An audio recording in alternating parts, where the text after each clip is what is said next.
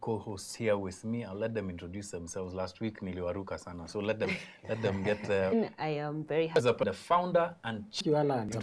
Alan. I mean, whether justice is denied, getting into them for a moment. But first, a rundown. Like, what are the things we should be looking forward to this week?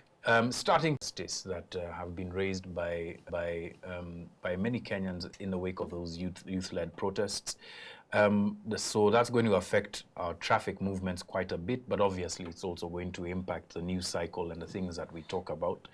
The other, we've got two monarchs actually coming in this week. So the second monarch of Lesotho, the second monarch who's going to be coming into the country is a monarch of Lesotho, and his name is Tom. Must be a long name. Right? Imagine it's not long, but it's an interesting name. I know the Swazi one. What is it? King Mswati? Yeah. Oh, no, Swazi, that's easy. I don't know the Lesotho one. So his name is Letsia III. Letsia III. Yes, and his father was Mochoe Shoe II, who passed on obviously a long time ago before he ascended. He's also going to be here for a state visit, and that's all from Wednesday the 19th. Thursday, there are more dignitaries apparently who will be around, but obviously it's because of these two monarchs that are going to be in town. But Thursday, is it Thursday, I believe, yeah? The World Rally Championship, the Safari Rally kicks off at City Hall. So if you've got kids or people who are interested in cars, figure out what the route is like and go and pitch camp there and see those fantastic cars zoom past. We obviously have other things to say about the rallies. Justine? Nothing. I reserve my comments. Aye, why are you reserving, surely? Yeah. Toa too. No, as in, I think it's really nice that we do have rallies and make it difficult for motorists to operate. Yeah. Especially people who have work and 9-to-5s and but kids. But guys, it's a weekend in a year. Nah. No compromise from Justine. No, I'm like, no. Your traffic considering must how be roads respected. have been, considering how road safety has been over the last couple of weeks. Okay. I'm like, nah, I'm not. I am. But is it the planners of the rally, or is it the Kenyans who are going to watch the rally that like to flout those rules? Because there's supposed to be a distance, at which you stand from the road, and there's obviously safety marshals who are putting that in place. So sometimes I wonder whether we blame organizers too much and we don't take our own personal responsibility for safety. You come uko hapo kwa barabara and you're just looking at the car whizzing by. One small nini and utakutana at the gates of St. Peter. I agree, but I'll address this a little later. Yeah. All right. Let's see what else is that we have to look forward to. That's pretty much it in terms of the things that we need to look forward to this week. The various permutations of that discussion, right? So it's not just about injustice, but also about advancements in justice. Shadrach, this is a great time for you to come in, and we start with a very unfortunate case, right? There was a gentleman called James Kipira who ago, gosh.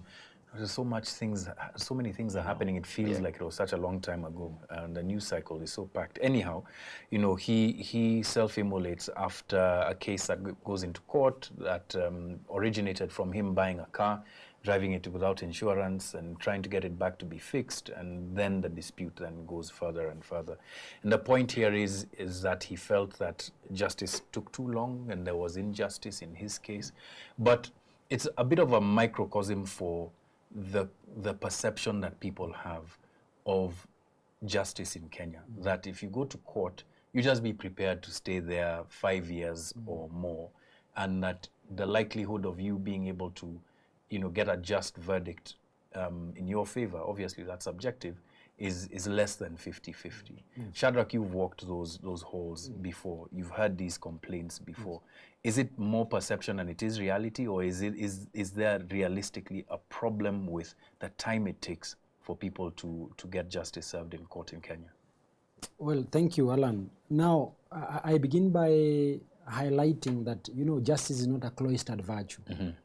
And sometimes people have different perceptions of what justice is to them. So that if ordinarily when we have a trial and we have someone who is accused of having committed a certain crime, so we have justice in the perception or as will be perceived by the victim. We have justice as it will be perceived by the accused person. We have justice as it will be perceived by the public. Yeah. And then we have justice as it will now be dispensed by the court. So really we have secure justice, because we have an adversarial system, so that we'll be saying justice has been served. You understand? So when you look at the kind of case or the case that is in issue, one, this is an individual who complained. I think the complaint is about, it was filed in the year 2023 or 2024, if I'm not mistaken. Yeah. 2023. So the complaint is that from where he sits, he thinks that from 2023 to 2025, we are in the first term of the year 2025. So he thinks that justice has taken so long. You see, that is his perception. But people like us who are in these court corridors every now and then will tell you that for a case that was commenced or instituted in the year 2023 and it has not taken off now, I think it is not, that to me, as someone who has been in these court corridors, is a man who was accused of murder in Korokosho in the year 2019. He's been in police custody. He's been in remand for all this period of time. In fact, Elijah Kanyi has been working with me throughout his journey. Who is a phone's vendor. And then now so he was taken in and accused of murder. So this is someone who has been in the court corridors from the year 2019, so arrested at a time when the wife was pregnant. That is injustice. Because we have a situation like last year. That case came up like thrice the whole year. It didn't take off. For one reason or another, we had a judge who died, Justice Ogembo, and may God rest his soul in peace. He was one of the judges who was handling the matter. Then we have transfers. A judge comes in, he's transferred. Then the other time, you have a prosecutor who is new in the case, does not understand the head or tail of the matter. Has to familiarize himself. To familiarize themselves with the matter. The witnesses are not available, and someone is languishing in jail. So then the reality is it's that it's both. It's both that there's a perception, but there's another layer to this, which is corruption, right? When we were discussing the show off the air, obviously the question of whether, we can look at judicial officers in the same light that we do police, where police have been oftentimes accused of taking bribes, but judicial officers, because it doesn't happen on the street, it doesn't happen even in the corridors of justice, that allegation isn't quite clear. We all want dollars so that they can, carry it quite easily. Yes, that is a perception that is out there. I know that we have people who are suffering. Some of us who are young in this practice of law, sometimes we end up now getting clients who are very frustrated because they think that by hiring us, we probably do not understand how the system works. So they will rather go for these oldies or our seniors in the profession. Last week on Thursday, that was the magistrates, because I received a phone call from a lady magistrate, the Honorable Stella Atambo. Yes. And we had the EACC officers. I was actually getting to that, because her allegation that she wasn't acting corruptly, that the money belonged to her. And sorry, just for context, the amount of, was it 2 million shillings? 70,000 shillings. Right? Yes. Cash. And when I saw the news alert out there, I won't lie, I was like, here is yet more proof that justice is bought in this country. But maybe you tell us what happened from your point of view. Yes, it is important to distinguish things. Because that I'm true. The truth of the matter is this, that the EACC officers used illegitimate means to gain access to the magistrate by hiding some of the names of the magistrate and obtained a search warrant. This, had they disclosed to this magistrate that we are here to ask that you give us an order to go and search the premises of the Honorable Bangalore principles. The Bangalore principles are principles that tell the judge or a magistrate that whenever you have an interest in a matter, you should not decide it.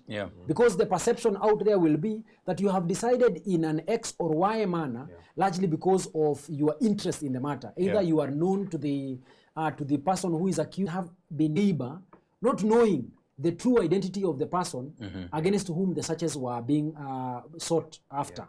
So from that, they went to the house, they found the 170,000 shillings, which was acknowledged by the EACC officers. That number one, this money, the one that we have recovered, it is not a crime to have money in your house. In any event, 2 million shillings for people who are in business, that is not terms of money. But I think that there's a bigger question here. Yes. Yes. There's this question of integrity and high integrity, which is much bigger than how that procedure was conducted. So I don't know if you can speak to that, because this informs of the views that people have of lawyers. Like this just how the layers of injustice are carried out, because if or something, and how a loser, most often than not, is usually bitter. And because of the perception that has been peddled out here, that, you know, justice is sold, people who have money will always get justice. So a bitter loser, most often than not, and I'm telling you from at least the practice I have since witnessed for the last 8 years or so, is that this bitter loser, often than not, they go out there propagating narratives that are meant to also lessen some of these bitter pills that they have. Yeah. You understand? So it's really always a question of evidence. So if you have the evidence that someone else has taken a bribe or not, you present that evidence before court. I have some of my seniors in the practice who have been alleging, corrupt dealings from certain magistrates, certain judges. But the problem that we always have with certain allegations is, even after claiming that, I know that before this judge made this judgment, there was about 70 million shillings that was given to this judge. Most often than not, these seniors do not provide evidence to help us in battling corruption. So really, this is a crime. And the crime must be prosecuted on the basis of evidence. Shadrach, we try not to talk through the corners here. Which senior are you talking about? No, I mean it. Yes. We've got so many of our seniors. And some of us, of course, usually also have these legitimate complaints. Sometimes when you go to practice in a village, some of these villagers, our colleagues who practice in the village in Nairobi, and you want to go and practice there, you have a case there. They will be planning how to write the judgment while they are probably taking a cup of tea or taking these glasses of wine. So you end up now being frustrated in court because of the unusual and unholy relationship that a lawyer will be having with a magistrate. So it is a matter of raising these concerns. On my own personal accord, I have written letters. I've written letters to the Judicial Service Commission complaining against certain conducts of magistrates and raising concerns, because you cannot tell me, for instance, I had a case where I was not around. So because justice is not only a matter of, justice being done, it is also a question of perception. That perception-wise, we must be sure that justice is being done. So as and when we have had complaints, we have raised them. We have escalated them to the Judicial Service Commission. But it is important that people who are complaining and they have evidence, instead of telling us they have evidence and they're not presenting, they should present it so that we can get rid of some of these judges and magistrates who are there to defeat the ends of justice. Okay, and actually to your point about perceptions, the World Justice Project, justice to not being done in our jurisdiction. We actually arguing with one of our producers, Barack, about this. I'd add certain things that we've been covering. For instance, femicide as an example, right? So when we're looking into femicide cases, average that it takes is, I think, 3.4 years, right, for the case to be heard and determined. Sometimes longer, sometimes shorter, but also sometimes, especially in cases like that are so painful, these kinds of continuances, these kinds of delays, those kinds of tactics are really, something that ought to be, looked at within the context of the court. But let's move forward to be a Kenyan man society. What do you think? First of all, I think the president did make a good foundation activity the whole week. Ridiculous. No, it's true though. Like, can you imagine as the president, you're like, all goons come to me. That's crazy. Like, I can't begin to imagine how scary it is, like, to be outside of your house and not. I think he's maybe unifying all the thieves. I don't know, maybe that's like the agenda. But there's someone who I think who had tweeted that the presidential position is very important, the president is. But at the same time, if all those cops are there, if all those cops are aware that there's so much for him, it's almost impossible. Because, like, that's the president. They have intelligence on where he's going, the kind of crowds that are going there. But if all these people have some kind of access to the spaces that the president is going, it's just the places he's going, but to the businesses that are set. Justine and Shadrach, I want to bring you here, and maybe let's talk about symbolism with respect to justice, right? So the president is a symbol of national unity. The office of the president is supposed to embody defense of the Constitution and the laws therein. The character of the president should embody the best in all of us, But then we come against this reality of how our politics is weaponized, how our politics is organized, and there's also this broader issue of, urban poverty and some of the things that people do when the advantage is open to them. Like, Shadrach, how do you perceive this question of what was happening last week?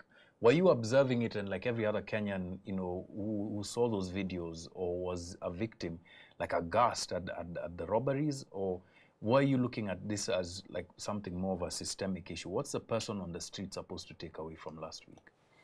Well, my thought over this issue is that whatever transpired last week during these visits by the president, or the going around, they call it the development tours, yes, so that he can show us what they have been doing.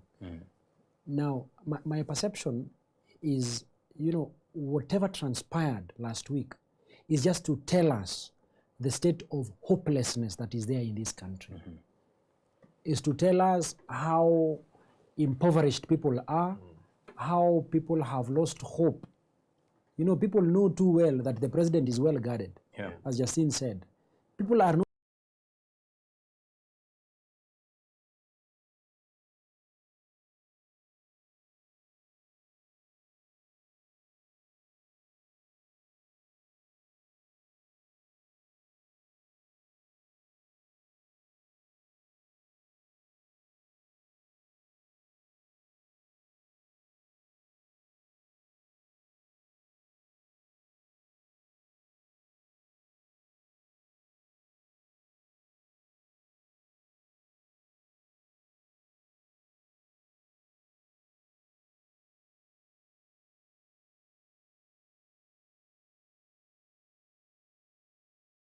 rallies that the president held.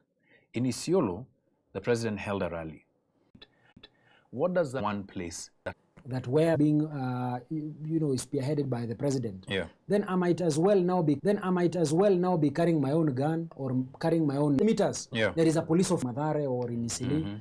It is important that we have hope and optimism in the workings of the organs that we have in this country, be it that of the judiciary, be it that of the executive, be it that of the legislature. We must have faith in these institutions so that people are not forced by the situations to now carry arms into their own hands. I mean, I think we are approaching a situation where, just like in America, the US, where people have freedom of carrying arms, so that if you feel offended by anybody, if I don't like Tom here, and Tom is becoming very nagging, he's also a threat to my own very existence. I might as well now eliminate him and protect myself. So if we are headed to that direction, I think it's a very bad thing for our state. So it is important that the president takes note of what transpired.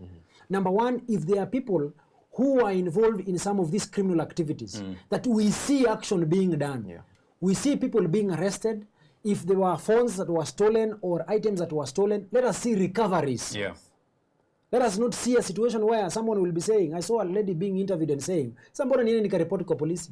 Why should I even be reporting to the police? And that's the heart of the question, that the pillars of justice, the pillars of enforcement of the law, just don't seem to be working. And it's you know, not to try and categorize who's deserving of justice and who's not, but the hit and run on Ngong Road, I think, was particularly interesting. Tom, maybe just read for us the rundown, and you can take over from there. Rundown on the 79-year-old, yeah. So you're talking about the death on Ngong Road? Yes. So the gentleman, I believe his name, from what I'm reading here, his name was Charles Frederick Edgar, 79-year-old British national. And I'm just learning that somebody was actually arrested in connection with that death. Interesting. Police arrest driver in presidential motorcade, and apparently the vehicle that was responsible for that murder was towed to Kilimani police station to identify and document evidence. The gentleman is apparently out on bail right now. But I'd like to go back to the style of politics that we do. There's something that you like to say, that you should have three things when you're running for office. 4 things. It was 4, right? Yes. So one of them was violence, capacity for violence. Yes. I remember covering the 2023 protests, and at that time it was Raila in March last year, and everywhere he went, there was chaos that also followed him. Now you look at what the president has been doing, and consistently you've seen a pattern of violence that is meted upon regular people wherever he goes. And I'm tempted to think there is a problem with how politics is carried out in Kenya. This goon culture is too pervasive in our politics. And the mobilization. The mobilization of, I don't think it's mobilization. I think it's mobilization of goons in particular to, and if you go to these protests, there's always, I'm not accusing any camp of any sort of violence or mobilization of goons, but there is Team X that is there to represent a certain politician there. There's Team Y that is there to represent a certain politician there. And always there is some sort of vigilance that you as a regular attender of these rallies have to maintain throughout the whole thing. Okay, let me ask, let me be a bit contrarian and ask, is there a Venn diagram between large crowds and goons intersecting somewhere? Yeah. Because in let's think of something else, like a concert. You don't just go waving your phone like this. Hey, let me take pictures of who's your favorite guy again? Kikuja, Kendrick, right? If Kendrick is here, utakuja hadi na computer na studio. Yes, I'm setting up everything. Lights. And essentially what I'm driving at is that there is a Venn diagram that where you know, large crowds and people who are there to take advantage of the fact that there's large crowds that ought to be, you know, valuable, exist, right? But why it's taken on such a violent and almost nihilistic, you know, tone is what we ought to address in our politics. I think for me, the observation, at least from a layman's perspective, is obviously unemployment breeds some kind of crime. Like if people don't have anywhere to get money, they'll figure out the easiest way they can do that. And then when it comes to concerts, there's this perception that people who go to concerts are like people with money, which is not true. I would like to say categorically, sometimes I have saved for months for that one concert. But at the same time, like a lot of people who are out there, they're out there to have a good time. You're drunk, you don't know where you are, so people are kind of taking advantage of that situation. No, I don't drink. I'm joking. You said people. I say people. I'll never be. I am very vigilant. I could probably become Batman if you need me to, like I'm there. But I think there's that perception of who has access to certain kinds of spaces and what that means for people who have some kind of agenda.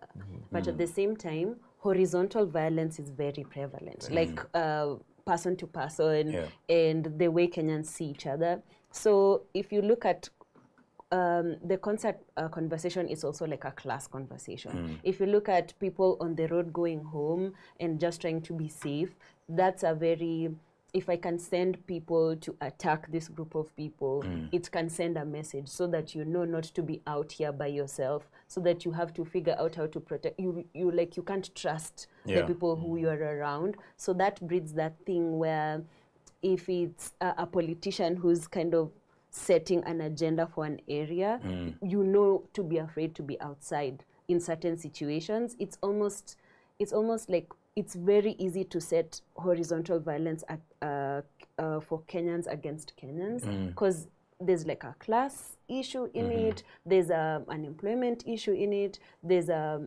perception of protection, and they know you're not going to go to the police. So it's easier to kind of breed that kind of violence. Yeah, and politicians, unfortunately, many times are the ones who are holding the trigger to this kind of horizontal violence. I've just remembered when public participation was happening at Bomas, and Morara Kebaso was being shunted out there by lots of people. Remember what TJ Kajwang was saying on the mic? Hiyo ndio utamu wa siasa ya Nairobi. What did he mean by that? But let's switch it around and look at it now from the other end of things, right? So, Shadrack, you run Sheria Mtaani, right? And tell us a little bit about Sheria Mtaani and how many of the cases that you handle, right, have to do with some of these broader issues that we're talking about: poverty, unemployment, injustice, leading either to crime or to the accusation that you've been involved in a crime. Because let's face it, majority of policing happens in poor areas in Kenya. That's not just conjecture, it's fact. We saw it in COVID, we saw it, we always see it, right? So what's your experience been of how people in poorer communities are being policed?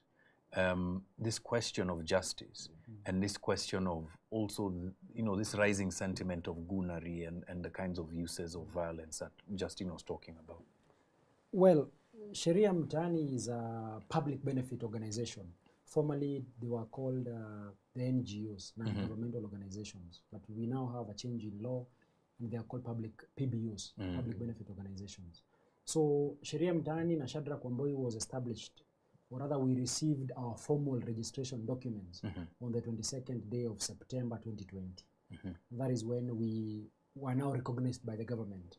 But before then, we were also trying in our own individual capacities to try and bridge the gap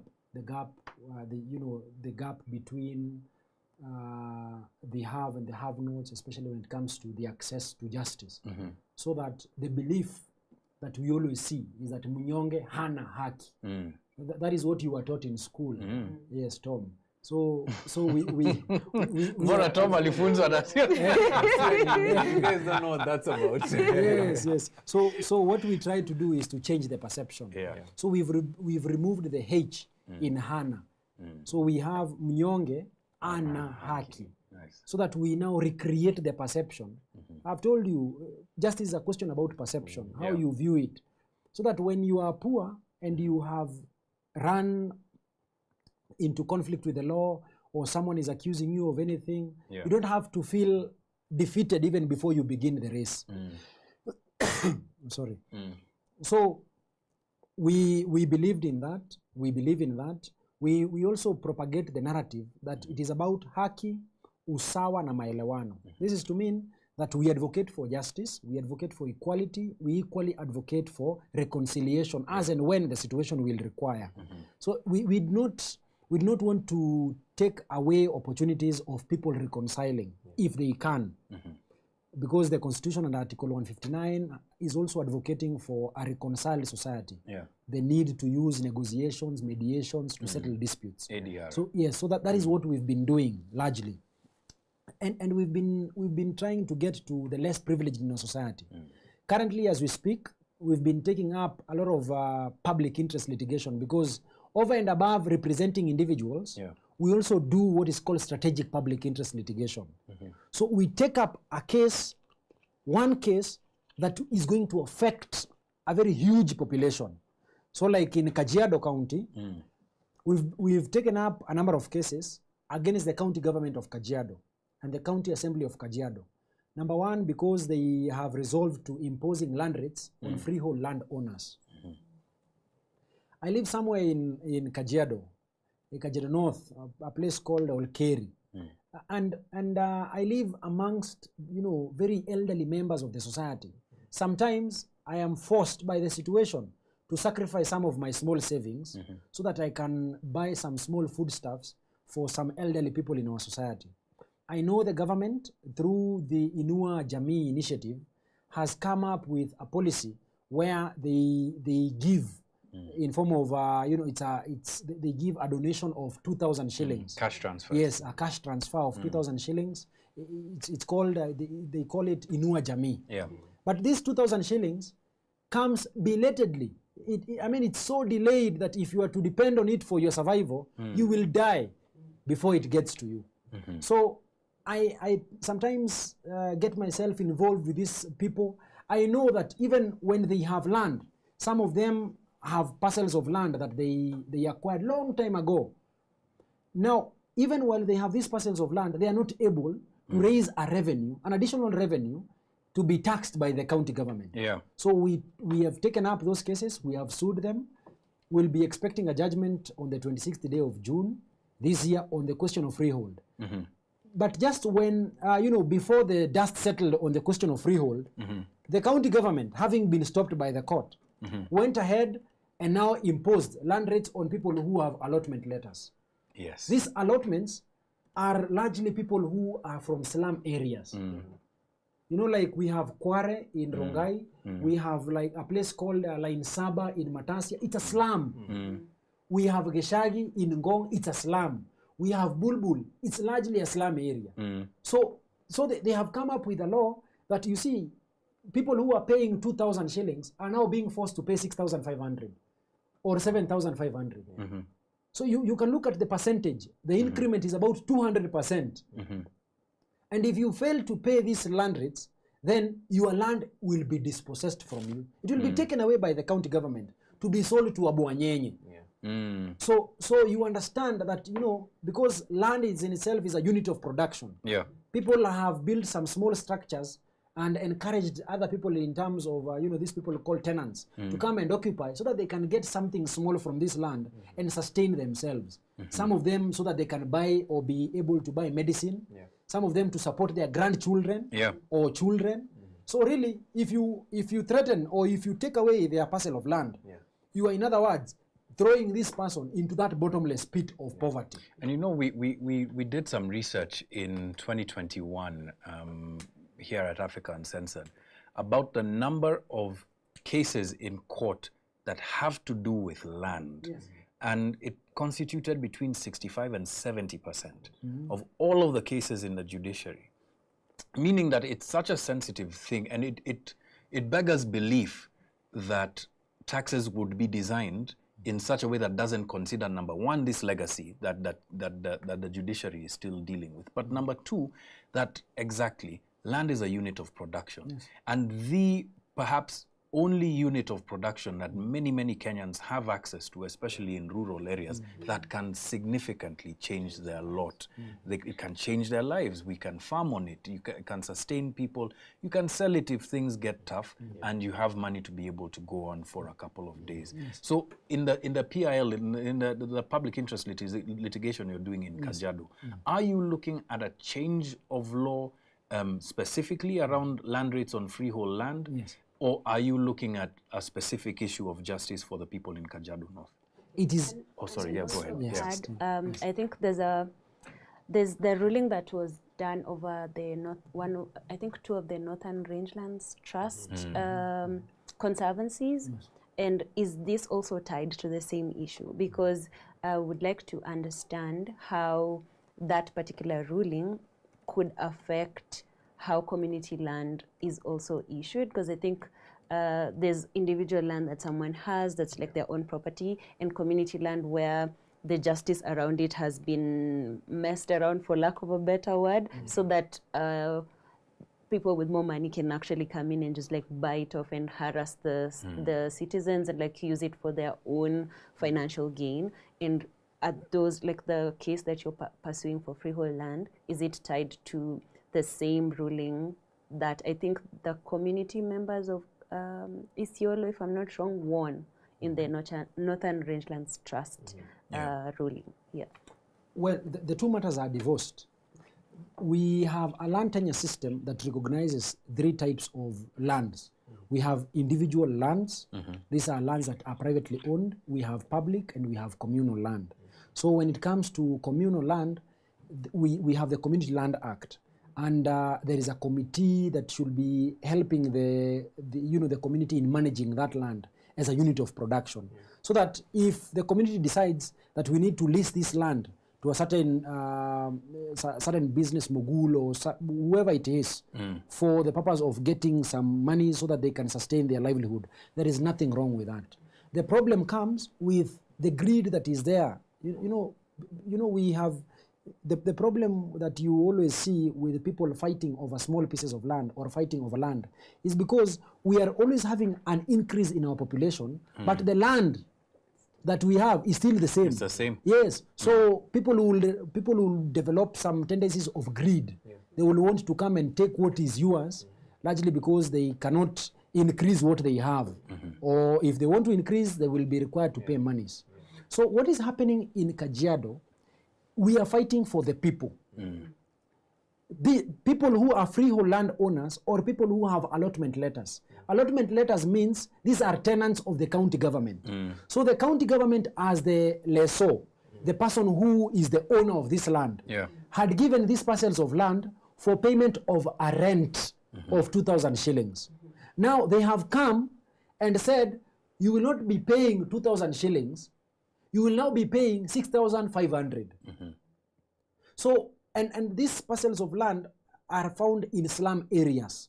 So these are people who are struggling to even earn a living. So if they are struggling to get something to eat, then it becomes now foolhardy for you to expect that you will raise a rent from 2,000 shillings to 6,500. I mean, you just want, if you are someone who is a tenant somewhere, just perceive of a situation where your rent has been increased by 200%. I mean, it's so untenable. So that is why now Sheria Mtaani comes in to come and secure the right of these people because they are the downtrodden. These are the governor there and some of the MCAs there are people who have been given this power by these people. But instead of using this power to ameliorate, make life better for the people that have elected you to that office, you are there trying to extort, to ensure that you milk, not even the milk now, you milk blood out of these people, since they can no longer produce milk. And when you want to compare the development that is happening there, it is so shocking. If you go back to the reports that were tabled by the Control of Budget, Margaret Nyakango, she said that, you see, about 1.something billion shillings was disbursed to the county government of Kajiado. But this county government of Kajiado ended up using or utilizing 300 million and returned the rest of the monies to the exchequer. Like, you know, Justine, I'm saying, like, we have had enough. Like, hii pesa ni mingi.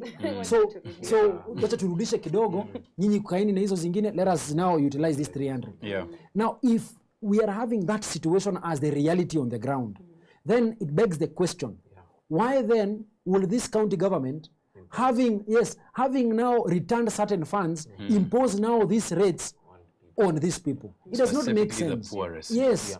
So it means they returned that money because of the accountability that comes with money from the exchequer. But because they know that when they receive these monies, there will not be a lot of accountability. Probably this is an opportunity for them to also now, you know what I'm saying. On source revenue, balloon those figures. Exactly. So we must strategically fight for the people. Over and above that, we also fight for individuals. Like taking up cases, we want to scrutinize, we want to find out what is the background of this matter. Regarding that, there's a trend that I'm seeing here. With your activity, I believe Sheria Mtaani is mostly based in slums, right? Particularly. There's a trend, and this connects to something that I was told by someone I was speaking to a while back, that to be poor in Kenya is the biggest mistake anyone can make. It's a crime. It's a crime to be poor in Kenya, because the violence that will be meted on you day in, day out is too immense to even imagine. Does this also translate in the corridors of justice, in courts? Or is it just something that is very recurrent in places where people are disadvantaged economically or even representation-wise? Tom, you know, not so many lawyers do what I do, and I say this with tremendous humility. I do some of these things largely because of my background. You know, I've suffered, Yes, I've undergone a lot of problems. And I'm born from Mathare, and I have lost so many of my friends, largely due to the violence you experience from police officers. You are not sure of life. The easiest thing for us in the slums is just to lose our loved ones. That is the easiest thing. Not because of illness or something, no. It's because, you know, you're not taken seriously. You know, will kill you and it will not be broadcasted. You will not see it on the newspapers. The only thing that they want to publish of us in the newspapers is that they have gunned down 3 robbers in Ngong Road. They have arrested 10. You know, those are kind of the stories that they have likened us to. They tend to socialize the minds of everybody else to believe that if I'm from the slums and we're here with Ashley, and I have mentioned that I am coming from the slums, the first thing that Ashley will do is to safeguard her pass. Because the belief that people have been socialized with is that we from the slums are, you know, we are the threats to people's properties and their own personal security. So the reason I do what I do is because of that socialization. Even in court, if you do not have small funds, number one, you can't get a lawyer. And some of these things that happen in court are, you know, it's like magic, like voodoo. You will not understand. You will go in court with a client, all of you will be attentive listening to the judge. But when you walk out, the client will be asking you, na amesema nini? Because throughout that period, they were not able to understand some of the jargons, the kind of, semantic gymnastics that happen in court. You might not be able to understand. So we come in to fill that gap, because we have a gap where people who are disadvantaged, people who have had difficulty in growing up, they lack resources, cannot get an easy access to a lawyer. So if you're not keen on whatever is happening probably in Kajiado North, is that we are going to have very elderly people living in the streets because their lands were taken away by the county government and sold to Bwanyenyes. So a Bwanyenye will come, will put a 16-story building, and brand it Kwetu houses. You will come up with another one and you will be inviting people to come and stay with their families. At what risk or what detriment? You will have impoverished another family, ensure that they have gone to the streets. Some of them will even die of depression. Like you saw the other day before the Supreme Court, someone decides to just put themselves ablaze. I mean, it's painful just even to even bite your fingers. So why would someone just get the temerity of putting themselves, burning themselves? So it's because of the depression, the constant need of getting justice, which you don't get. But in what your answer in some ways disqualifies something that you said earlier, that justice is somewhat an issue of perception. It's a cloistered virtue. Right, it's a cloistered virtue. You need to guard it. Yeah, so in your pro bono work, do you think that justice has been served? Yes, right. I fight. In fact, some of these cases I do for free actually take most of my work, most of my time, most of my energy. Because I know this one I'm trying to serve, this one might probably not be looking forward to getting justice at the appellate stage. If I don't secure the justice here, then they will suffer. But there are people who have no problem even losing. They will tell you, hata tukipoteza hapa, we will be appealing to the Court of Appeal. We will be appealing to the Supreme. Tutaenda back at East Africa Court of Justice. That is what they will tell you. But you will get a poor folk who knows that if this case is not handled properly, then I am done, my life is gone. So we just need to know that justice is not a cloistered virtue. Not to mean that people will not always get justice. It's to mean that you need to be on the watch out, on the lookout, so that if you get some feeling that you're not going to get justice in a certain court, you must be quick to tell the judge or the magistrate, just recuse yourself from this case. We have no hope in you. My client has no trust that he will get justice in this court because of probably the kind of relationship you saw when we were dealing with the Gachagua matter. we brought in some material because Sheria Mtaani came in to champion for the rule of law. We thought that certain things that were being done were not being done in the correct manner. Yeah. So we came and raised those concerns alongside other lawyers. In favor of Gachagwa's rebuttal of the petition, or, No. or in favor of the petition itself? In favor of the petition. We were petitioners. Sheria Mtaani is the 7th petitioner in the consolidated petitions that were against the process of impeachment. So we were saying that, I mean, you know, what is good for the goose is good for the gander. Yeah. So that if we need to have someone removed, let us do it as the law so decrees. Let us not do it because someone else has said that this one must go. That someone else is a beneficiary. Yes, that is now encouraging lawlessness in this country. Can I jump to one last question around this justice issue before we now start to look at winding up the show? There's also a very heated contest right now, and it's gone to the court, obviously, about the Supreme Court and the judges therein. Justice Lenaola pronounced himself about how heavy it is as a constitutional issue. But you've seen lawyers like Ahmed Nasir Abdullahi, Nelson Harvey make pronouncements about the integrity of those who are serving at the Supreme Court.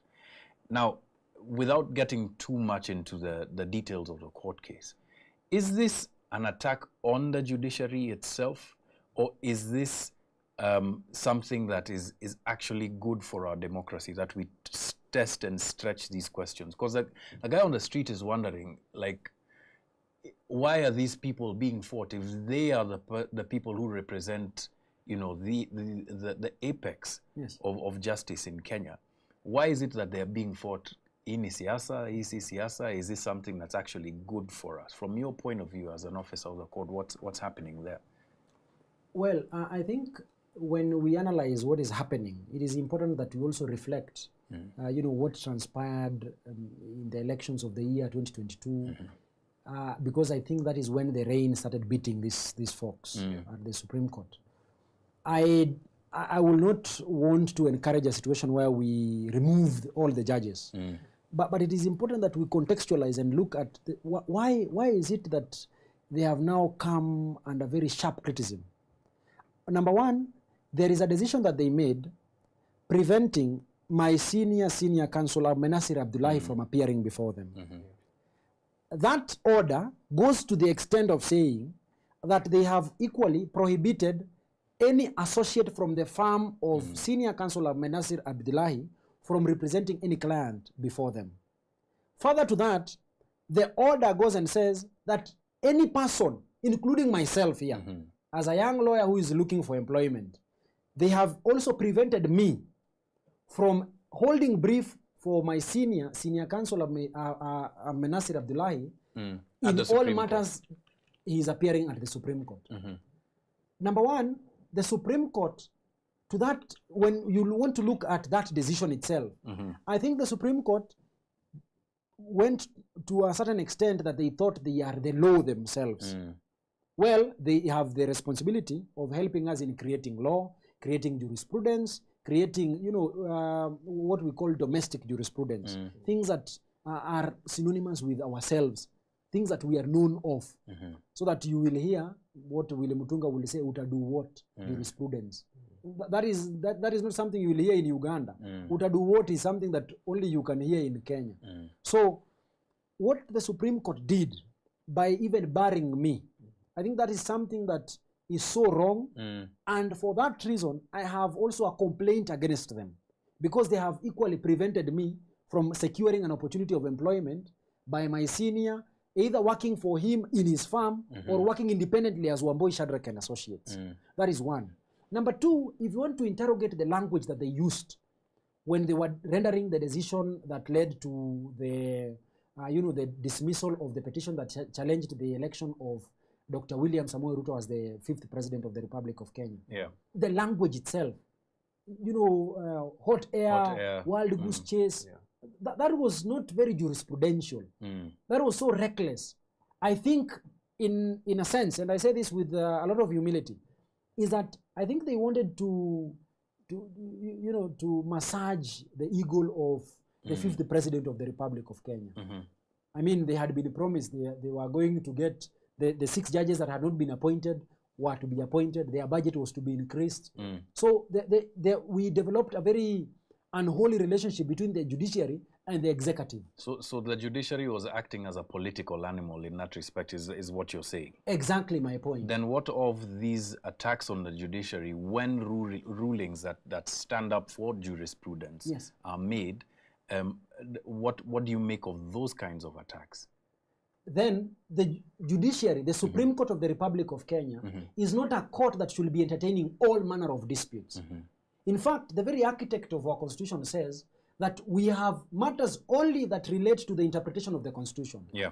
Number 2, matters that have been certified either by the Court of Appeal or the Supreme Court to be matters that are of great public importance. But when you want to interrogate the jurisprudence that is coming from the Supreme Court, there are certain decisions that you wonder, how did these cases go all the way to the Supreme Court? And because of the overstretch of the jurisprudence of the powers of the Supreme Court, people have been finding it very uncomfortable and accusing the Supreme Court of allegations of corruption because people cannot understand how did this dispute get to you, because the law and the facts will not support this dispute arriving at your desk for determination. And that is why you hear people say that there will probably be another influence, another persuasion other than the law and the facts that have arrived, that have persuaded the court to entertain certain disputes. So the contestation that you heard from the Supreme Court judge, Lenaola, is he wants, of course, which of course should be the case, that each judge should be judged independently. Which is, I give a tick to that. People should be called to answer to their own crimes. You just need to shoulder your burden. We should not burden other people with other people's burdens. So if there is a judgment that the 6 or the 7 of you signed, all of you should take the responsibility. But if you have a judgment, because we have judgments that 5 judges have are the ones who have signed. Yes. 2 other judges have not signed. So in that case, I agree with Justice Lenaola that it will not meet the ends of justice to just lump everybody together for a complaint, in a complaint that raises an issue of 5 judges having signed a judgment, and then you are raising the complaint against the 7. So it is not fair. But the long and short is this. The Supreme Court judges need to understand that the last bastion of hope, our very last line of defense as this country, is a judiciary. They should not allow this relationship, the political relationship. You see, they went to bed with the executive in the year 2022. Now, some might say much earlier, but anyway, carry on. Yes, but now, you know, they went massaged the 5th president of the Republic of Kenya against the Right Honorable Raila Amolo Odinga. Now, the Right Honorable Raila Amolo Odinga is in government, Gachagua is outside. So now they are comparing notes. They are saying, they will probably be drinking tea and saying, unajua nilikupiga kwa hii maneno lakini usijali, unaona tulituliza. You see, the same political animals have since now ganged up against this judiciary. So at all times, I urge with respect that my Lady Justice, Chief Justice Mother Koome Karambu, at all times, let us try absorb the jurisprudential, the judiciary from the politics of the day. What I saw happen to Rigathi Gachagua, what sometimes we see, it is not something that is beautiful. But now Rigathi Gachagua, who was hurriedly removed from office, is now the one who is defending the same judiciary, because politically it is helping him. It's in his interest to do so. Some of my villagers were asking me, until today or until Friday, the governor of Meru was Her Excellency Mwangaza, Kawira Mwangaza. Kawira Mwangaza was impeached and removed from office by the Senate of the Republic of Kenya.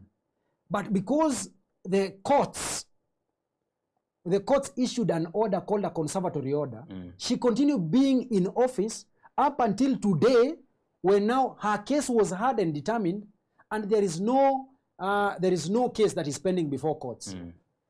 But now, my villager asked me, if Kawera Mwangaza, who is a governor, was in office after impeachment because of an order called a conservatory order, why is it that the same judiciary refused to give His Excellency Rigathi Gachagua a conservatory order so that he will be in office until all his concerns are heard and determined? Interesting point that you're making there. I understand how it is that you're melding the politics with the judicial in that case of Rigathi Gachagua. Obviously, there's people with different views, but it's a very good question that your villager asks.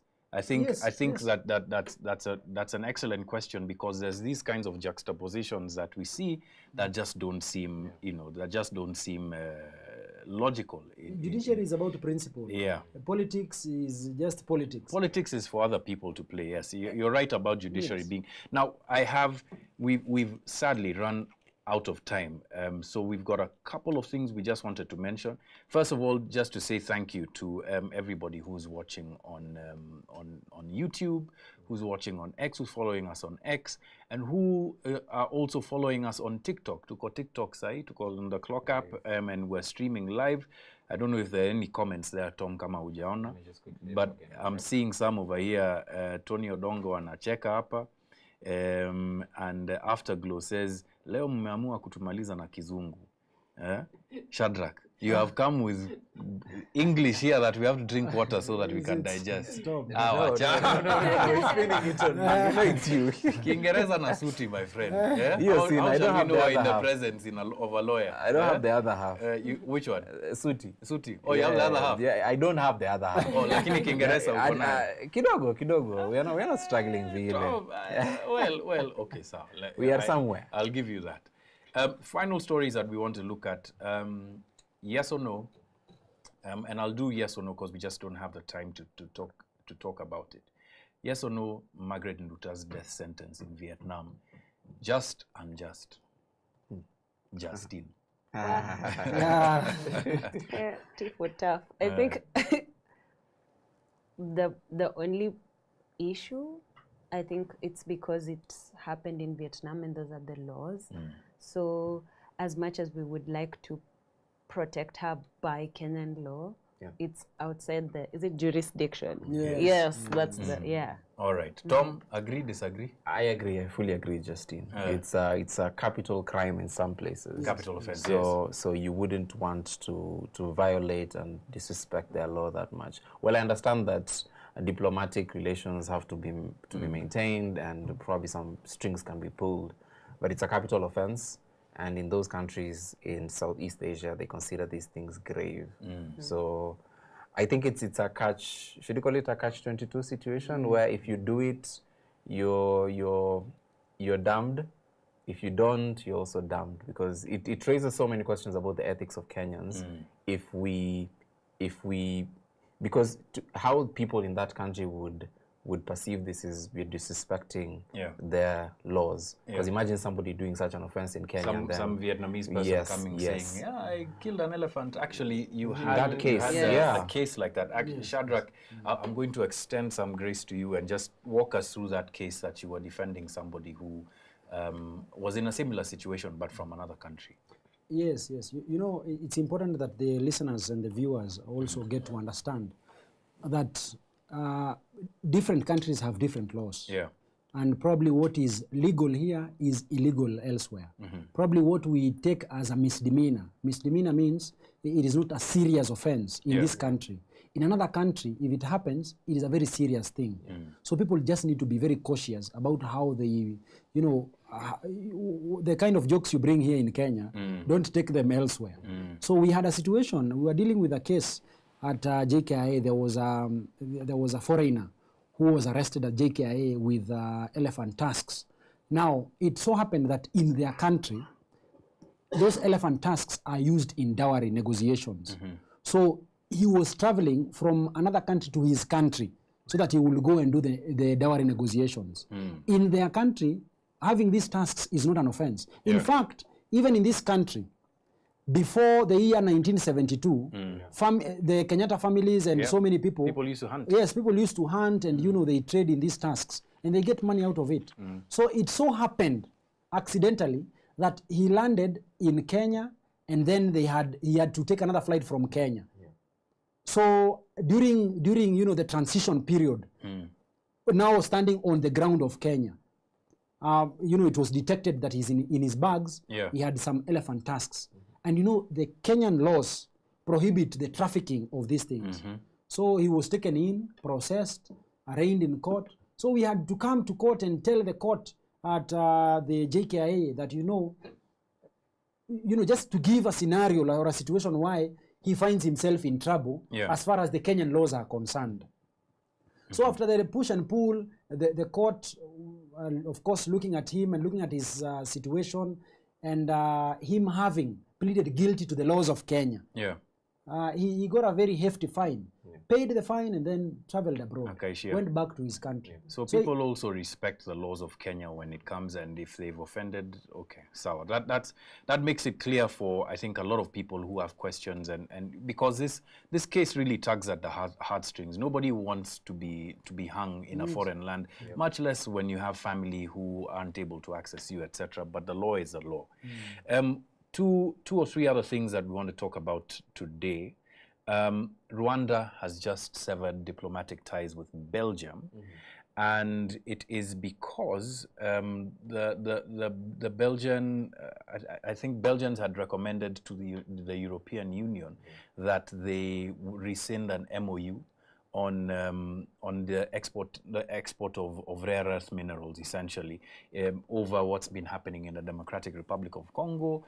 Rwanda has told all Belgian diplomats, get out in 48 hours, because they seem to have taken a side in this issue. Very quickly, Shadrach, what's your take on what's happening between Rwanda, the DRC, and obviously the wider global context?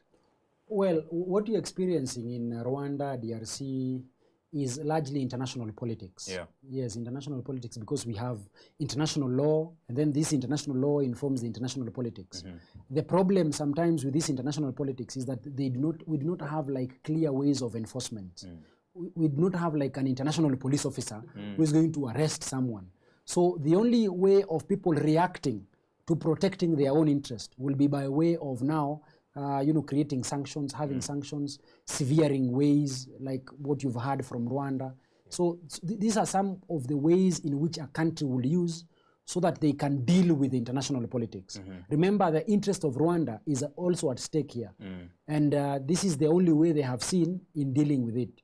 But of course, in the fullness of time, you're going to also see reactions from other countries that are either friends or affiliated to the Belgian countries. So in a sense, even Rwanda is going to also suffer some sanctions. It could be isolated even further. Exactly, yes. Interesting. Tom, any maoni on what's been going on with Rwanda, DRC? Yeah, I think it's escalating like it should, because what's happening in DRC is tragic in all ways you can imagine.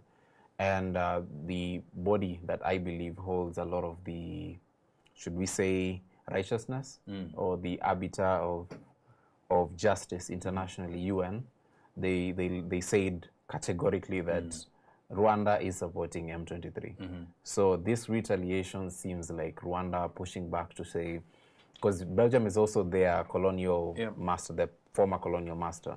And you see a bit of that playing in that statement, saying that they played a role in '94, in the genocide, yes, and that the categorization of people into tribes by the Belgians.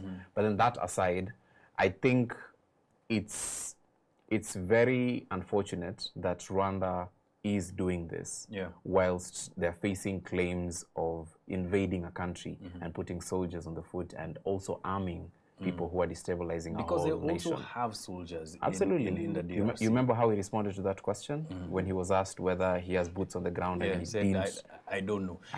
For me, that was really just, a bit clever by half by President Kagame. Obviously, as a commander-in-chief of your country, you should know if you have troops in a foreign country that you're having problems with.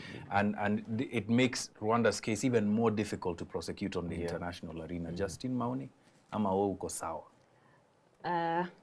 Honestly, I think Rwanda at this point have kind of boxed themselves in. Yeah. It's very difficult because they're a very small country, and for the kind of image that they've been pulling over the last couple of years, for it to be tied in something so dangerous to not just the Rwandese people, but to the entire East African region, and also just for their own reputation. Like, you can't hide for that long. If you know this is what you're doing, and there has to be a strategy out of it, instead of acting like you're completely innocent. Because I think it just makes the whole their whole case seem even worse.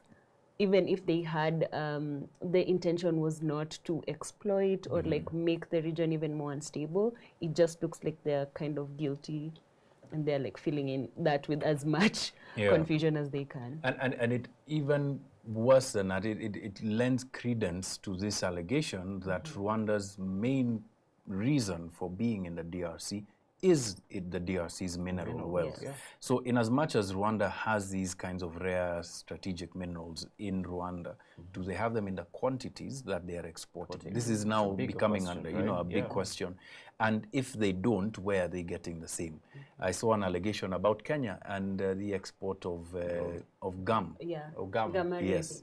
Yes. From Sudan. From Sudan. So we become, but this happens in situations of conflict. In the 70s, in 1977, I think we had our best year yet in terms of our economy with coffee farmers, right? And it's because of the conflict in Uganda, where then Idi Amin becomes this pariah and they can't trade internationally. And all of the coffee from Uganda starts getting smuggled in through Chepkube, and you have these millionaires who walikuwa wanaitwa mabenzi at that time, who are going around swinging Mercedes-Benz keys and profiting from essentially the conflict in Uganda. So this does happen quite a bit in terms of geopolitics, but it's not to say that it's right. Final thing that we want to discuss, just coming back home. Incredibly bizarre incident, right? Happening in Kiunga, right? Where Al-Shabaab walks into a village, looks for the chief, can't find the chief, starts lecturing the guys about, you should be this, you should be that, and then they just disappear into the wind. Now remember, Boni Forest, parts of Boni Forest have still been annexed as a special operations zone, meaning the army is there fighting Al-Shabaab. There have been a number of gains that have been made, but also a number of reversals. I remember a couple of years ago, I think it was 2014, when there was quite a number of deaths that took place there. Sam, who's in the studio with us, and I and Mohammed Ali Jichopevu went down to Lamu and went to a village called Pandanguo, where exactly the same thing had happened. Obviously, at that time it was more violent because they killed a couple of people then, but they went in and then started preaching, Injili, Shabab. But I mean, for me, this is funny, but it's also kind of scary that a militia like that, like a terrorist group like that, I think numbering 150. It was 150. 150 guys could walk into a village, but villages are not like Upper Mtani. They are very far from one another. I think it's very interesting. Maybe the Al-Shabaab is growing. They're not just like going in with violence. They're like, let's just kind of talk first. Let's like establish some kind of relationship. So like the HR person is kind of, okay, let's use different strategies this time, which I think is kind of nice. But to catch them, maybe if they tweeted that meme that was getting people arrested, all of them could have been caught by now, I think. Yep. Yeah, there's a meme that if you just tweet, they're at your door. Your silhouette. Yeah, exactly. So oh my God. If you're an Al-Shabaab you're a terrible person. No, it's not true. You're a terrible person. It's the I truth. disassociate myself from this class. Tusishikwe hapa. We are many people here who might be abducted. But look, in all seriousness, it is a serious issue, obviously, for the people of Lamu, and that there have been many issues that have taken place there that have gone under the cover of darkness simply because of how far sometimes they are from coverage, how far they are from Nairobi, how far they are from the system, and that Al-Shabaab would be, dealt with by now is very serious. Actually, interestingly, there was something that I saw on the interwebs about Shabaab that they conducted an extraction of about 10 people who had been arrested in some part of Somalia, and they have like a special operations team, kind of similar like the one SEAL Team 6 that went and killed Osama bin Laden. They've developed that kind of capacity, and which makes it very scary, given just how much expertise that you require to become, to pull off such an operation. Guys, there's lots that we could talk about. There's lots that we should talk about, but this week we've really been focusing in this episode on the question of justice. And I want to leave the final word with you, Shadrach. What should people expect of the question of justice? Should people like you, who are doing this on behalf of, Kenyans who don't have access to justice, should people like you decide to give up and go home and count their coins, what should Kenyans expect of the question of justice in this country? Well, Alan, justice, you will not get it just by sitting down and thinking that you have a right. You will have to fight for your rights. And that is the message I will want to leave with Kenyans, that people need to be determined every now and then to fight. They need to be prepared to fight for their own rights and fundamental freedoms. Nobody's going to give you your right. You will have sometimes to fight to get access to your own property, a property that you have a title deed to. You will sometimes have to fight for your life by ensuring that when those abductors are coming, sometimes you take cover. And then you will come, we will be shouting together later on. So we just need to be careful. We know that the current constitutional dispensation that we are enjoying is a fruit. It's a fruit of people's death. Many people died fighting for what we are enjoying now. There are people poured a lot of blood. There was a lot of sweat. So we just need to defend it by ensuring that we protect what we have. If you have an opportunity of speaking against an injustice, speak against it. Don't be a coward. Don't think that you're going to live forever, by the way. So if you must speak it out to the chagrin of another individual somewhere, just speak it out. If they are angry, they are angry, but you will have said your message. So we just need to be bold enough. There is nothing that is going to be given on a silver platter. This country, you have seen, it now takes an agreement, a memorandum of understanding between the president and the former prime minister for them to agree that we will need to have freedom of assembly. I mean, why should they Why agree? should they have to agree? That's true. And it is what is provided in the Bill of Rights. If there were people who are maimed by the government, should we now be discussing about their compensation? It should be given. So we should not allow ourselves to be played in between while we can fight for ourselves. So we should fight for ourselves. They can't kill all of us. Yes, they will need some of our numbers to go and ask for loans elsewhere. So let us fight. Shadrach Wambui, thank you very much for joining us on The Big Picture. Obviously, you're welcome back. Haujachoma, right? The guests that we don't welcome back to nasemanga tu asante and goodbye. But you're welcome back to discuss matters of justice as well as the state of affairs in our country anytime. Tom, do you have any final words for your adoring fans? Waambie why there are no two chains today. No. Justin took over. Justin took over today. She's all blinked up. But I know that we have very little time left. But I've just seen an effort by the National Assembly to make NGCDF funds part of the Constitution. And so that's out on the National Assembly website. You can go and look at it. There's a bill sponsored by Otiende Amolo and another MP, Samuel Chepkonga, right? That's his name. Sorry, I'm sorry to jump in here on your final words, Tom, but if changing NGCDF to become a function under parliamentarians, the role of a parliamentarian is what? Representation, legislation, and oversight. Doesn't that affect basic structure? It does. So doesn't that mean that we should go to a referendum for this? No, we have, when you read Article 255, 255 suggests what we can go for a referendum for. This one does not really affect the Bill of Rights or all those things. It is an amendment in the, the provisions that provide for our parliament. Yeah. So that the courts have been arguing that when we give parliamentarians money, so who is going to check how they are going to use their money? Oversight. Yes, so there will not be anybody who is going to do the oversight. So that has always been the reason why those CDF acts have been declared unconstitutional. Yeah. So it is a selfish way of the MPs protecting their interests. I mean, you and I know too well that this CDF is what they leverage, this is what they steal from. So they want just to go and amend, but we're going to fight it, don't worry. But I'm being told, actually, I'm being reminded that in the implementation of NADCO as well, the NADCO report, there are also these kinds of goodies that are being given to the senators, to members of parliament, to everybody. Yes. Yeah, but if the reward for political acquiescence is that you get to change the law, what is the cost to the public, right? Yeah. What's the cost of vigilance today?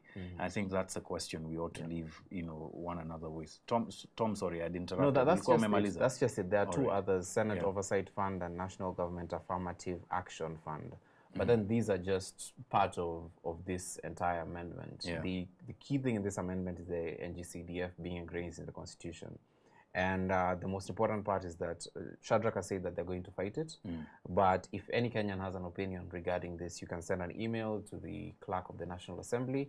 And the deadline is June 10th, 2025. So that's ample time for people to. So we have time. We have time. Yeah. All right, Justin? I think my parting shot today was for pedestrian justice. I think pedestrian safety in this country so far is just guesswork and faith that you'll get to the other side. A lot of us pedestrians have had to develop like a third and do the eye so that we don't get knocked over. And road safety should not be about like that, the hope of like trying to make sure that you get to the other side of an open drainage. I think we should have pedestrian safety that actually is designed. It's in the system that if you're standing at a certain place, that a border guy will not come and join you there. Like, it has to be separate. You have to be safe. And I know maybe birds have been suffering a lot because these MPs usually use, or MPs or like, everyone in government is always in a chopper. So like the birds have been really suffering. But now that the helicopters are no longer up and they're using cars and they're knocking over people, even old men, like that's almost like the birds are recovering from chopper PTSD and now it's with us. Yeah. And I just want to say the government, like not even the government, like Kura, all these like road agencies, I cannot name all of you because sometimes you don't even understand your own rules. So when you're designing anything, you design every single stage or any single infrastructure with pedestrians in mind. I want to point out very specific roads that are a hazard. Ngong Road has no flyovers. Westlands, there's like that Westlands interchange where people go into the expressway. Yeah. It's literally the pedestrian access, that expressway, and then where matatus are standing. I was crossing that road last week. Yeah. It is, it's patapotea that you're playing there with your life. Yeah. I was there with my niece on Sunday, and it almost ended very poorly because like there's this guy in a Ford and he was like speeding. He was gunning it, yeah. And that also Outer Ring Road I think is the road with the most casualties at the moment, and it's worrying that the entire road has absolutely no lights. So, and I want to just state categorically, we are not bats. We cannot use echolocation to know if a matatu is coming. We don't see in the dark. Like, please have lights on that particular road. And one of the tragedies of these particular instances when it comes to pedestrian safety is the news cycle may move on from a tragedy, but those families don't.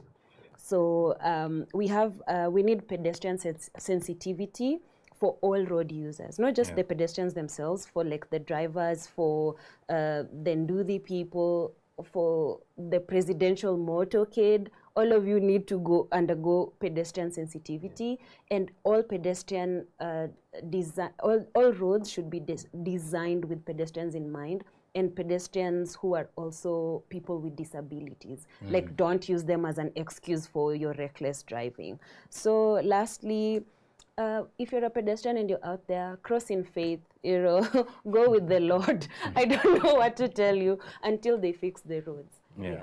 All right, Justine. She's saying, kwa ufupi, Sabbath for the people, not people for the Sabbath.